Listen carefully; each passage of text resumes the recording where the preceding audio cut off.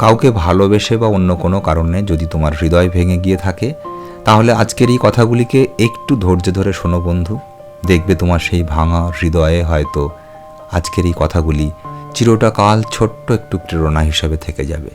যখন আমাদের হৃদয়টা ভেঙে যায়, তখন আমাদের অনুভূতিগুলো যেন সব অন্ধকারে ঢেকে যায়। আমরা স্তিমিত হয়ে পড়ি। হৃদয় ভেঙে যাওয়াটা বাইরের থেকে শরীরের কোনো চিহ্নে দেখা যায় না, কিন্তু হৃদয় ভাঙার অনুভূতি শারীরিকভাবে অনুভব করা যায়। মনে হয় শরীর যেন পঙ্গু হয়ে গেল। সেই পরিস্থিতিতে সব কিছু মেনে নেওয়া বা অ্যাকসেপ্ট করাটা আমাদের পক্ষে প্রথমে ভীষণ কঠিন হয়ে পড়ে। কিন্তু একটা জিনিস তুমি মনে রেখো যে হৃদয় ভেঙে যাওয়া এবং সেই যন্ত্রণায় কাতর হওয়ার মধ্যে একটি ভালো লক্ষণ আছে।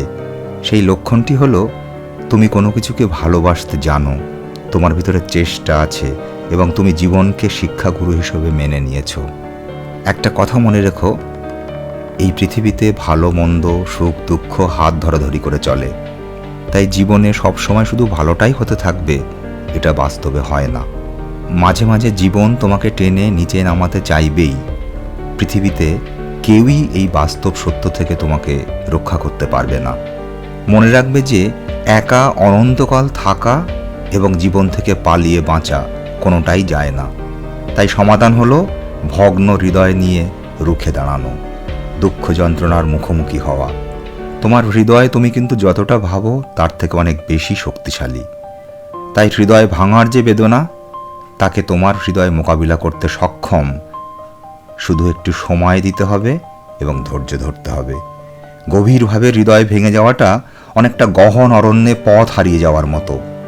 প্রথম প্রথম তুমি যেদিকে তাকাবে শুধুই ঘন জঙ্গল, কোনো দিকে যাওয়ার পথ পাবে না।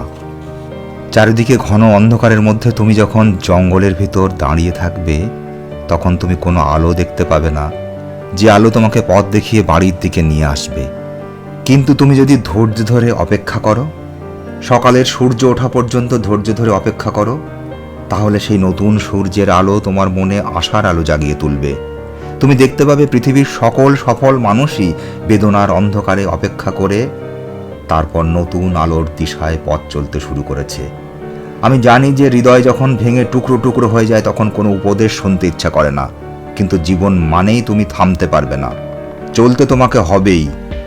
তুমি অনেক শক্তিশালী, তোমার হৃদয় অনেক শক্তিশালী। প্লিজ প্লিজ প্লিজ দয়া করে এই 18টি কথা তুমি মনে রেখো। 1 নম্বর, তোমার খাঁটি হৃদয়, তোমার নির্ভেজাল ভালোবাসার অনুভূতি যা তোমার হৃদয়কে ভেঙে দিয়েছে, তোমার সেই খাঁটি হৃদয়, নির্ভেজাল ভালোবাসার ক্ষমতাই সময়ের সাথে সাথে ধীরে ধীরে তোমার জীবনকে উন্নত করবে।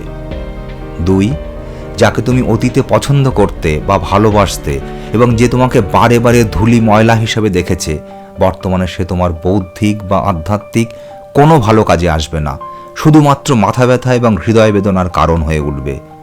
তাই সেই মাথা ব্যথার কারণকে তুমি ধুলি ময়লার থেকেও নোংরার মতো করে ছেড়ে ফেলো।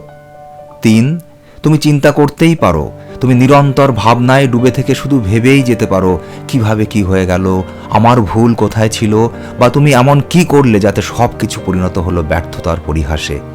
কিন্তু বাস্তব সত্যিটা হলো তুমি সেই ভাবনা রাশি থেকে কোনো ভালো ফল পাবে না। এখন সেই ভাবনাগুলি তোমার জীবনের অবস্থাকে পরিবর্তন করতে পারবে না। তাই সেই দুঃখের ভাবনায় ডুবে থাকা বোকামো ছাড়া আর কিছুই নয়। 4, আমাদের জীবনের কিছু অধ্যায়কে অসমাপ্ত অবস্থাতেই বন্ধ করে দিতে হয়। যা সত্যি নয়, যা প্রকৃতপক্ষে সে বলছে না, সেটা ধরে রেখে নিজেকে হারানোর কোনো মানে হয় না। তাই জীবনের সে অধ্যায়কে বন্ধ করো। 5, 7টি অক্ষর, 2টি শব্দ, 1টি কথা, সেটাই পারে তোমার মারাত্মক যন্ত্রণা থেকে মুক্তি দিতে, তোমার হৃদয় এবং আত্মাকে হালকা করতে। সে কথাটি হলো ইটস ওভার, এটা শেষ, খেল খতম, ব্যাস, এটা নিয়ে আর কোনো কথা নয়, কোনো ভাবনা নয়। 6, তুমি কোনো জিনিস চাওয়ার পরে যখন পাবে না, তখন জানবে সেটা হয়তো কোনো প্রয়োজনীয় প্রস্তুতি নেওয়ার একটা পদক্ষেপ, নিজেকে যোগ্য করে তোলার প্রস্তুতি। আবার কখনো জানবে সেটা হলো তোমার জীবনকে রক্ষা করার একটা কবচ। অর্থাৎ যেটা তোমার যোগ্য নয় বা তুমি যেটা পাওয়ার যোগ্য নয়, সেটা পেলে হয়তো তোমার জীবনের ক্ষতি হতো। তাই উপরওয়ালা তোমার চাওয়া জিনিসটা তোমাকে দেননি। কিন্তু বন্ধু, একটা কথা মনে রাখতে হবে যে আমাদের এই জীবন একটা চলমান ধারা, সেখানেই চাওয়া পাওয়া সবই এক একটি পদক্ষেপ। তাই জীবনের পথে কোথাও দাঁড়িয়ে থেকে সময় নষ্ট করবে না, পরবর্তী পদক্ষেপ ফেলে তাই পরের ধাপে উঠে আসতে হবে। 7, কোনোদিন যদি তুমি তোমার জীবনের এই ফেলে আসা শোকার্ত এবং সেগুলিকে অতিক্রম করে ক্রমশ উন্নতির পথে এগিয়ে আসা সময়ের দিকে ফিরে তাকাও, তাহলে দেখতে পাবে তুমি দুঃখ পেয়েছ, তুমি কান্না করেছ, তোমার হৃদয় ভেঙে গেছে, কিন্তু তোমার জীবনের পরিবর্তন হয়েছে, তোমার জীবনের উত্তরণ ঘটেছে। 8, জীবনের পরিবর্তন বা উত্তরণ হলো একটি পরিস্থিতিকে ছেড়ে দিয়ে তোমার জীবনের পথে আসা আরও ভালো কিছুকে বরণ করে নেওয়ার সুযোগ পাওয়া। সেই সুযোগকে অবহেলা করো না। 9, একটা চরম শিক্ষা বা জ্ঞানের কথাকে তোমাকে জানতেই হবে, সেটা হলো তুমি কখনো হাজার চেষ্টা করেও অন্যকে পরিবর্তন করতে পারবে না। তাই প্রতিটি কথাবার্তা, প্রত্যেক ব্যর্থতা, প্রত্যাখ্যান, হৃদয় ভেঙে যাওয়ার শিক্ষা, অভিজ্ঞতা হলো শুধুমাত্র তোমার জীবনকে পরিবর্তন করার সুযোগ। এই সুযোগকে কাজে লাগাও, নিজেকে সময় এবং পরিস্থিতির সাথে পরিবর্তন করো। 10, ইতিবাচক থাকার ব্যাপারে দৃঢ় প্রতিজ্ঞ হও। পৃথিবী ধ্বংস হয়ে গেলেও তোমার মনোভঙ্গির মধ্যে নেগেটিভিটিকে প্রবেশ করতে দিও না। একটা জিনিস ভালো করে বুঝে রাখবে যে তোমার মনের যে কষ্ট, যন্ত্রণা পারিপার্শ্বিক পরিস্থিতির জন্য যতটা হচ্ছে, তার থেকে বেশি হচ্ছে তোমার মনোভাব বা স্বভাবের জন্য। তাই তোমার মনোভাবকে যদি পজিটিভ বা ইতিবাচক রাখো, তাহলে বেদনার পরিস্থিতি আপনা থেকেই দূরে সরে যাবে। 11, জীবন এবং ঈশ্বর দুজনেরই তোমাকে নিয়ে অনেক ভালো এবং বড় কিছু পরিকল্পনা রয়েছে। তাই তোমার এই জীবনটা হৃদয় ভেঙে গেছে ভেবে নিয়ে রাতে মুখ গুজে কান্নার জন্য নয়, তোমার হৃদয় ভাঙে নিয়ে তুমি জীবনের পরীক্ষায় উত্তীর্ণ হয়ে পরবর্তী ক্লাসে উঠেছ। ঈশ্বরের পরিকল্পনা অনুযায়ী তোমার জীবন বিকশিত হচ্ছে। 12, একটা বাংলা প্রবাদ আছে, দুষ্টু গরুর চেয়ে শূন্য গোয়াল ভালো। কথাটিকে মনে রাখবে। একটা কথা জানবে যে খারাপ সঙ্গীত থেকে একা থাকা অনেক ভালো। আর যখন তুমি কাউকে তোমার সঙ্গে থাকার সুযোগ দেবে বলে ভাববে, তখন সেটা এই কথা ভেবে করবে যে তুমি তার সঙ্গে ভালো থাকবে, তোমার সাথে তার মিল আছে বলে।